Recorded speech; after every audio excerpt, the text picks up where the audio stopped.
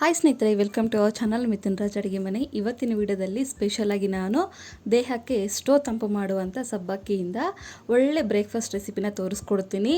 ವಿಡಿಯೋನ ಕೊನೆಯವರೆಗೂ ನೋಡಿ, ಎಲ್ಲೂ ಸ್ಕಿಪ್ ಮಾಡಿಬಿಡಿ. ಆ್ಯಂಡ್ ತುಂಬಾ ಒಳ್ಳೆಯದಂತ ಹೇಳ್ಬೋದು. ಈಗಂತೂ ಸಿಕ್ಕಾಪಟ್ಟೆ ಬಿಸಿಲಿದೆ.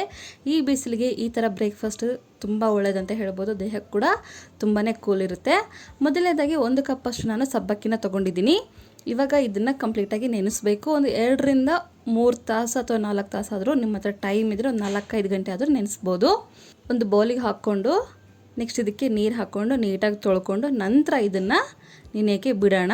ಯಾಕಂದರೆ ಸ್ವಲ್ಪ ಏನಾದರೂ ಕಸ ಕಡ್ಡಿ ಇದ್ದರೆ ಎಲ್ಲ ಕ್ಲೀನ್ ಆಗುತ್ತೆ. ಅದಕ್ಕೋಸ್ಕರ ಇದು ರೆಸ್ಟ್ ಆಗಲಿ. ಒಂದು 4 ರಿಂದ 5 ತಾಸು, ಇಲ್ಲಪ್ಪ ಅಷ್ಟು ಟೈಮ್ ಇಲ್ಲ ಅಂತಂದರೆ 2 ರಿಂದ 3 ಗಂಟೆ ಸಾಕು. ಅದಕ್ಕಿಂತ ಏನು ಜಾಸ್ತಿ ಬೇಡ. ನೋಡಿದ್ರಾ, 2 ರಿಂದ 3 ಗಂಟೆ ಆದಮೇಲೆ ಯಾವ ಥರ ಆಗಿದೆ ಅಂತ. ಸೈಜು ಸ್ವಲ್ಪ ಡಬಲ್ ಆಗಿರುತ್ತೆ, ಸ್ವಲ್ಪ ಮೆತ್ತಗಾಗಿರುತ್ತೆ, ಒಂದು 70% ಮೆತ್ತಗಾಗಿರುತ್ತೆ. ಇಷ್ಟಾದರೆ ಸಾಕು. ಇವಾಗ ನೀರನ್ನೆಲ್ಲ ತೆಗೆದುಬಿಡೋಣ. ಈ ಥರ ನೀರನ್ನೆಲ್ಲ ತೆಗೆದುಬಿಟ್ಟು ಈ ಥರ ರೆಡಿ ಮಾಡಿ ಇಟ್ಕೊಂಡಿದ್ದೀನಿ. ಇವಾಗ ಇದಕ್ಕೆ ಮನೇಲಿರುವಂಥ ದೋಸೆ ಬ್ಯಾಟರ್ ಹಾಕ್ತಿದ್ದೀನಿ. 1 ಕಪ್ಪು ಸಬ್ಬಕ್ಕಿಗೆ 2 ಕಪ್ಪಷ್ಟು ದೋಸೆ ಬ್ಯಾಟರ್ ರೆಡಿಯಾಗಿರುತ್ತೆ. ಇವಾಗಲೇ ಇನ್ಸ್ಟೆಂಟಾಗಿ ಮಾಡ್ಕೋಬೇಕು ಅಂತೇನಿಲ್ಲ. ದೋಸೆ ಮಾಡ್ಕೊಂಡಾಗ ಮಾಡ್ಕೋಬೋದು. ಮತ್ತು ದೋಸೆ ಹಿಟ್ಟು ಕಡಿಮೆ ಇದೆ ಅನ್ನೋ ಟೈಮಲ್ಲಿ ಕೂಡ ಈ ಥರ ಮಾಡಿಕೊಂಡ್ರೆ ಒಂದು ಕ್ವಾಂಟಿಟಿ ಜಾಸ್ತಿ ಆಗುತ್ತೆ. ನೆಕ್ಸ್ಟ್ ಇದಕ್ಕೆ ಮೀಡಿಯಮ್ ಈರುಳ್ಳಿನ ಕಟ್ ಮಾಡ್ಕೊಂಡು ಹಾಕಿದ್ದೀನಿ. ನೆಕ್ಸ್ಟ್ ಒಂದು 4 ಮೆಣಸಿನ್ಕಾಯಿ, ಸ್ವಲ್ಪ ಕೊತ್ತಂಬರಿ ಹಾಕ್ತಿದ್ದೀನಿ ಇಲ್ಲಿ ನಾನು.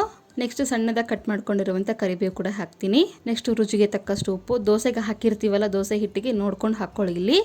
ನೆಕ್ಸ್ಟ್ 1 ಸ್ಪೂನಷ್ಟು ಜೀರಿಗೆ ಹಾಕ್ಕೊಂಡು ನೀಟಾಗಿ ಕಲಿಸ್ಕೋಬೇಕು.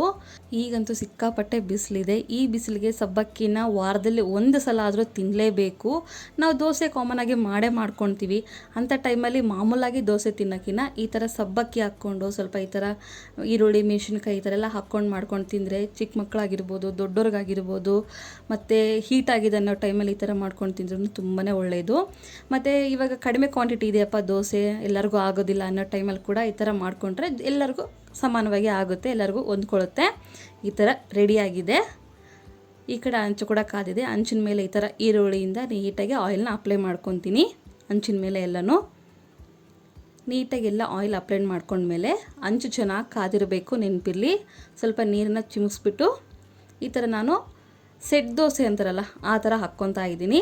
ಯಾಕಂದರೆ ಈರುಳ್ಳಿನ ಸಣ್ಣದಾಗಿ ಕಟ್ ಮಾಡ್ಕೊಂಡು ಹಾಕಿರೋದ್ರಿಂದ ಫ್ಲ್ಯಾಟಾಗಿ ಹಾಕೋಕ್ಕೆ ಬರೋದಿಲ್ಲ ದೋಸೆನ. ಅದಕ್ಕೋಸ್ಕರ ಈ ಥರ ಊತಪ್ಪ ಅಂತಾರಲ್ಲ ಆ ಟೈಪಲ್ಲಿ ಹಾಕ್ತಿದ್ದೀನಿ. ಸೆಟ್ ದೋಸೆ ಆ ಥರ ದೋಸೆ ಎಲ್ಲ ಹಾಕಿದ ಮೇಲೆ 1 ಸ್ಪೂನಷ್ಟು ಎಣ್ಣೆ ಹಾಕ್ತಿದ್ದೀನಿ ಮೇಲೆ. ನೀಟಾಗಿ ಮೀಡಿಯಮ್ ಫ್ಲೇಮಲ್ಲಿ ಇದನ್ನು ಬೇಯಿಸ್ಕೋಬೇಕು ದೋಸೆನ.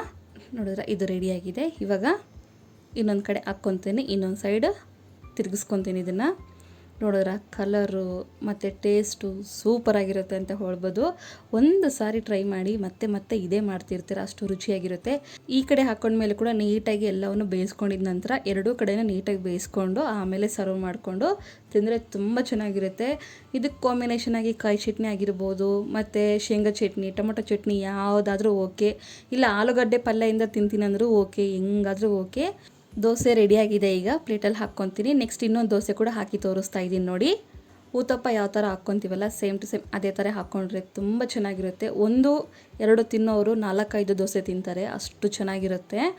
ಆ್ಯಂಡ್ ಮೇಯ್ನಾಗಿ ಚಿಕ್ಕ ಮಕ್ಕಳಿಗೆ ಜಾಸ್ತಿ ಕೊಡೋಕ್ಕೆ ಟ್ರೈ ಮಾಡಿ. ಈ ಥರ ಸಬ್ಬಕ್ಕಿ ಐಟಮ್ಸ್, ದೋಸೆ ಅಂತನಲ್ಲ, ಸಬ್ಬಕ್ಕಿಯಿಂದ ಯಾವುದೇ ಮಾಡಿದ್ರೂ ಮಕ್ಕಳಿಗೆ ಕೊಟ್ಟರೆ ತುಂಬ ಚೆನ್ನಾಗಿರುತ್ತೆ. ಇವಾಗಂತೂ ಸಿಕ್ಕಾಬಟ್ಟೆ ಬಿಸಿಲಿದೆ, ಅದಕ್ಕೋಸ್ಕರ ಅಷ್ಟು ಸ್ಟ್ರೆಂತ್ ಇರೋದಿಲ್ಲ ಮಕ್ಕಳಲ್ಲಿ. ಅದಕ್ಕೋಸ್ಕರ 2 ಕಡೆಗೆ ನೀಟಾಗಿ ಬೇಯಿಸ್ಕೊಂಡು ನೋಡ್ರೆ ಇದು ಕೂಡ ಕಲರ್ ಎಷ್ಟು ಚೆನ್ನಾಗಿ ಬಂದಿದೆ. ಆ್ಯಂಡ್ ಇನ್ನೂ ಒಂದು, ನೀವು ದೋಸೆ ಹಾಕಬೇಕಾದ್ರೆ ಸ್ವಲ್ಪ ಸಕ್ಕರೆ ಹಾಕಿದರೆ ಒಳ್ಳೆ ಕಲರ್ ಬರುತ್ತೆ.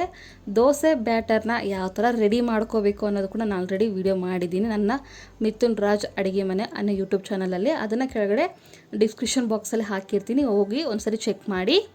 ಸಬ್ಬಕ್ಕಿ ದೋಸೆ ರೆಡಿಯಾಗಿದೆ.